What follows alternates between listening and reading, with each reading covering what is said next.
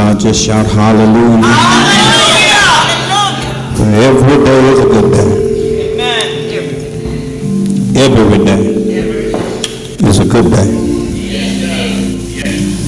To the angel of this house,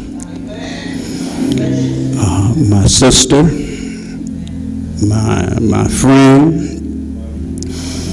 this powerful and very gifted sister and leader, Dr. Agnes Lover. And I do say to you, thank you. Thank you for this opportunity to come to this great church, to be a part of your Founders Day celebration, to steal the sage of the 9th Episcopal District, presiding elder David Earl Reddick. Thank you, sir. To Mother Alabelle Reddick. You all know she's shy, you know. Thank you so much for coming on today, and we know that you blessed St. John this morning. To my presiding elder Dr. Frederick Sherrod III. Lord bless his name. Dr. Bruce, thank you for that introduction, but she was quite incorrect on some of her information. We used to beat her real good. Real good. To all of our clergy, in your prospective order, to this wonderful St. Paul Church family, I say to you, thank you. Program chairpersons and to my church family, the Parks Chapel. If you don't mind, Park, just stand. We thank you for traveling over here with us today to Montgomery, to my lovely wife, Madam Kimberly, our son, Master Joshua, to see Mother McLeod. You were able to get Mother. You know, it's serious when Mom in the house. And to all of the other mothers of the church, and to my very good friend, Brother Lamar Higgins. Amen. He knew, I can tell it now, he knew I was coming home before y'all did. So that ought to tell you something. But I appreciate you and I thank you. To any city officials that may be here that I have not observed, to this young man who gave this musical moment. Where is he? Where'd he go? Where is he? In the back? I tell him I got $20 for him. I mean, I'm serious. You don't pay people, but you appreciate them. And so, not just displaying his talent, but the nerve of getting up in front of us.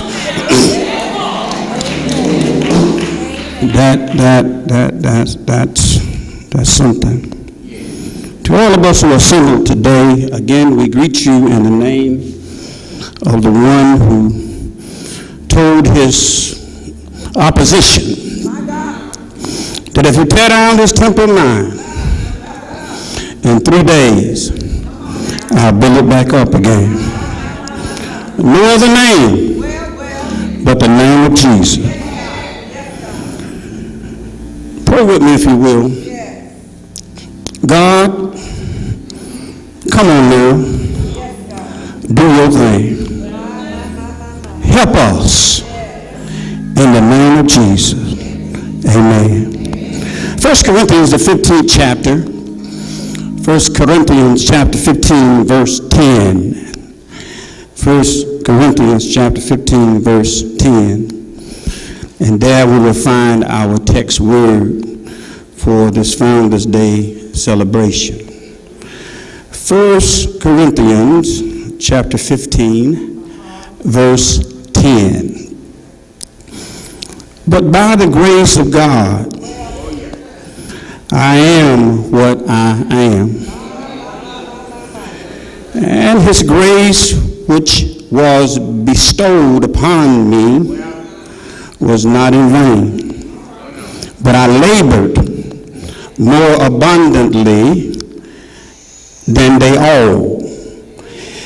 Yet not I, but the grace of God, which was with me. I want to talk about grace. Just touch a neighbor and answer, you know anything about grace? Grace. That's what I want to talk about on this Founders Day evening celebration. I want to talk about grace. Now, my brothers and my sisters, and to all of us here today, is there anybody here who sure enough knows something about grace? I'm talking about God's grace. That grace that have brought us safe thus far. Now, in our particular text, Paul is talking with the church at Corinth in summary about the power of God's grace. He assures them that by God's mere grace and goodwill is what has called him to be an apostle. Paul clears up the record to make sure they know that even he, in some ways, have been unfaithful to the divine call, but that he used the grace which God gave him in his labors, in his travels, in his suffering.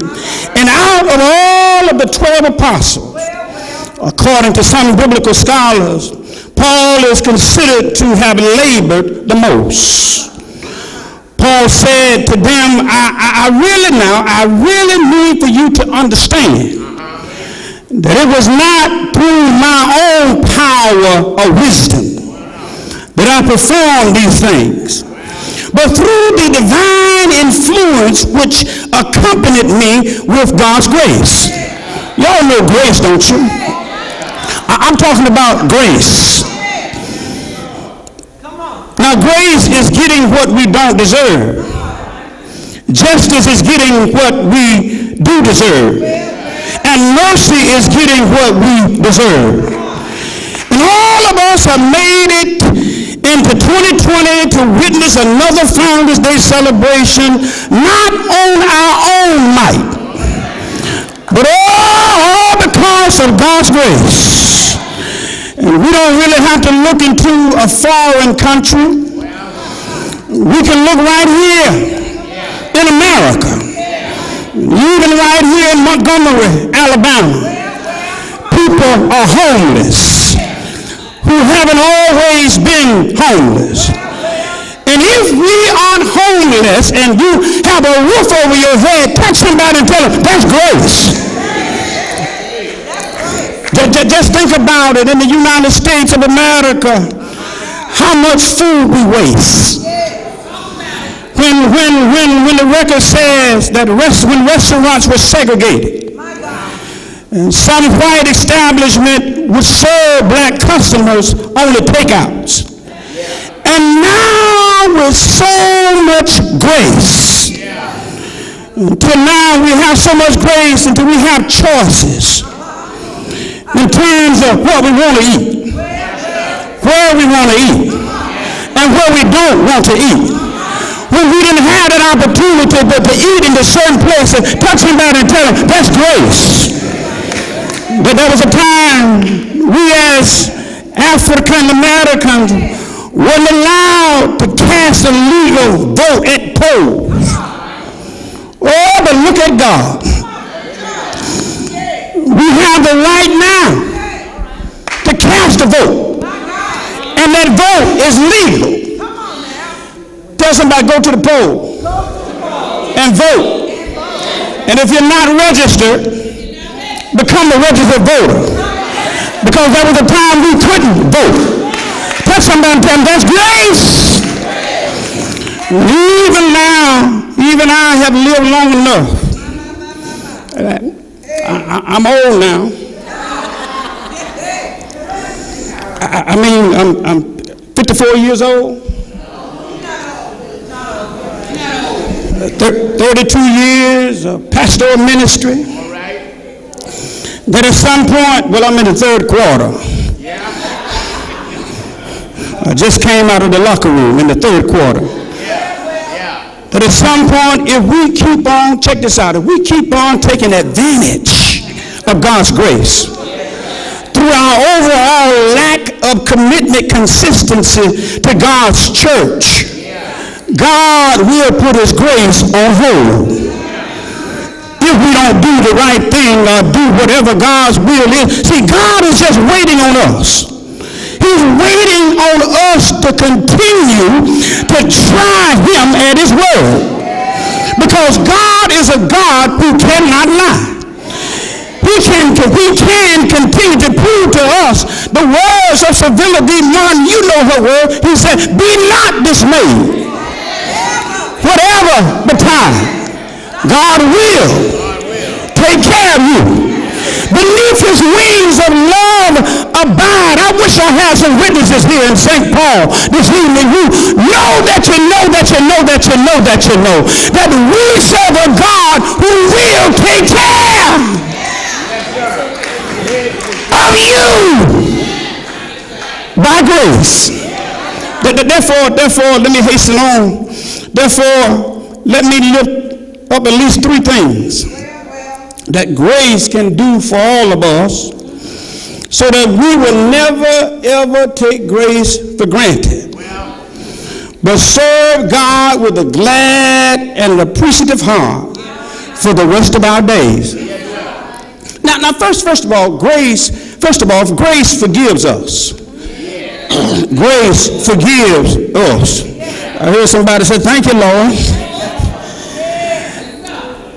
Now, believe me, our church, this church of Alan and Sarah, wouldn't be where it is today if enough people, you notice I use the language enough people, both lay and clergy, male and female, from Richard and Sarah Allen to Frank Madison Reed III. And the worldwide church as a whole wouldn't be put, if they had not been putting into action sincere grace forgiveness.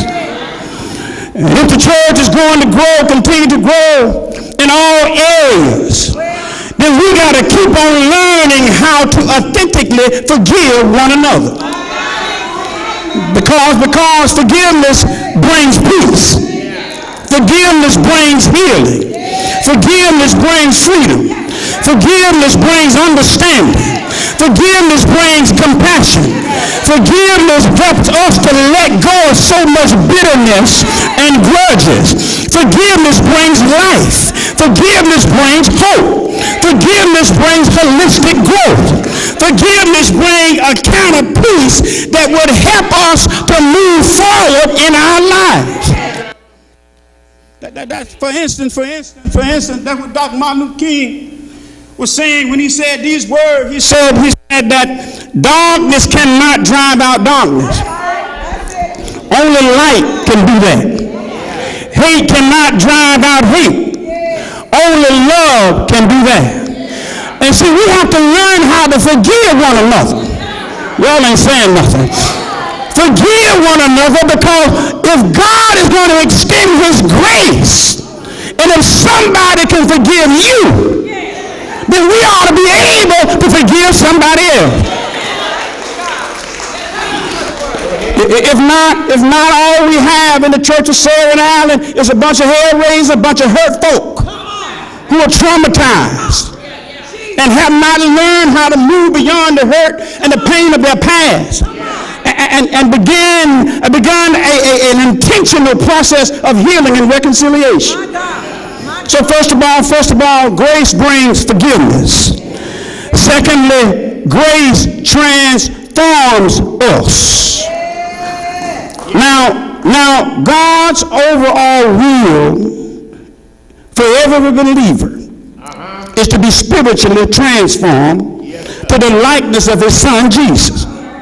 God's grace is responsible for our rebirth. And And as a result, it directs us, it moves us, it influences us to become more Christ-like. Then we can say like the Apostle Paul, by grace. The grace of God, I am what I am.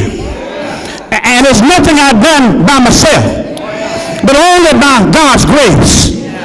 For example, it has been said, if we begin to understand what we are without trying to change it, then what we are undergoes a transformation. Here's what I'm saying. No matter how hard we try, none of us can transform ourselves. God is the only true expert transformer. God is the only one that can change anybody. God brings transformation. And if the church is going to continue to transform, then we have to know that it's God who's doing the transforming. Okay, first of all, grace brings forgiveness. Secondly, grace brings transformation. And then thirdly, let me go. Grace brings empowerment. Grace brings empowerment. Now, God's grace is so powerful, again, that it can change anybody. God's grace can change the worst of us. And it can change the best of us. Let me just say this. Anybody here who ain't never done nothing wrong, stand up. All right now. All right. Done. So let me sit down. I'm talking about me too. All right. Let me share what I'm talking about. A man one day was attempting to cross the Atlantic Ocean. Found his boat becalmed for days. Finally, frustrated by the lack of progress, he tried to make a stalled boat move by pushing against the mast. Through strenuous efforts, he succeeded in making the boat rock, and so created a few small waves in otherwise in a smooth sea. Seeing the waves and feeling the ticking of the boat, he assumed that he was making progress, and so he continued his effort. Of course, although he exerted himself, he actually got nowhere. And so it is with us. So it is with the Church of Ireland, past, present, and future. We can never forget that God's grace doesn't come from the exertion of our willpower. God's grace doesn't come from our efforts of discipline. God's grace doesn't come from our self-effort. God's grace doesn't come from prestige, popularity. Doesn't come from politics or being power hungry. But God's grace comes from God. See, it's because of grace that we are here today. It's because of grace that we are saved. It's because of grace that lives are changed. It's because of grace that Richard Allen had a dungeon experience. And as he described it, he said his chains fell and his soul was sealed. It's because of God's grace that we can endure. It's because of God's grace that we can see another day. I'm talking about God's grace. That's why my hope is built on nothing less than Jesus' blood and righteousness. I dare not trust the sweetest frame, but holy,